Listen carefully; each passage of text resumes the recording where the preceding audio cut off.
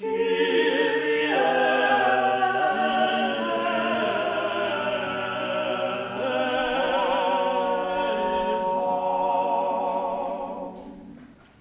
are some silent prayers in the ordinary form of the Mass, but in the extraordinary form there are more of them and they're longer. And most obviously the canon, which is said aloud in the ordinary form, is said completely silently in the extraordinary form, apart from one phrase which comes after the consecration.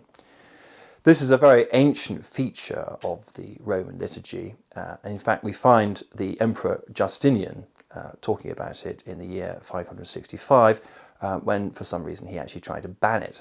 Clearly that wasn't successful. It indicates that it was already part of the Mass in the 6th century. Silence is used primarily to indicate that the prayers are not being addressed to the congregation, but are being addressed directly to God. This happens for two different reasons. Firstly, the priest is addressing God in what are called the priestly prayers, when the priest expresses his unworthiness to perform the Eucharistic sacrifice. There are a number of such prayers throughout the Mass. In the case of the canon, it's slightly different. The words are addressed to God not because they are personal to the priest in any sense, but because they are performative.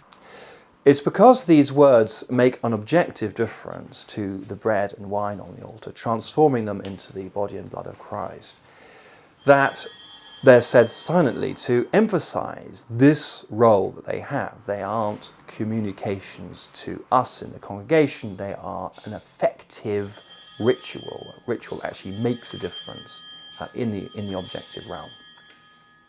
Cardinal Newman expressed it in this way: words are necessary, but as means and not as ends.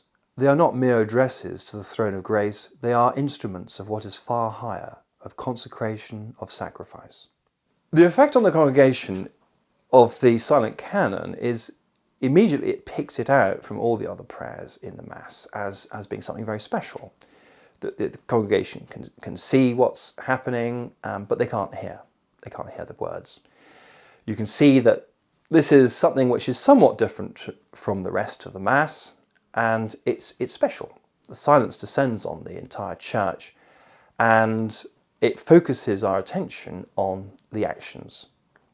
So it enables us to participate in a very special way, in a contemplative way.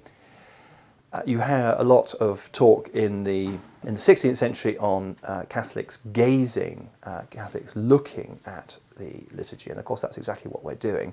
And it enables a particularly intense form of participation. And this is something which has been noted by, among many people, Pope Benedict XVI, before he was elected Pope. In his book, The Spirit of the Liturgy, he wrote the following: anyone who has experienced a church united in the silent praying of the canon will know what a really filled silence is.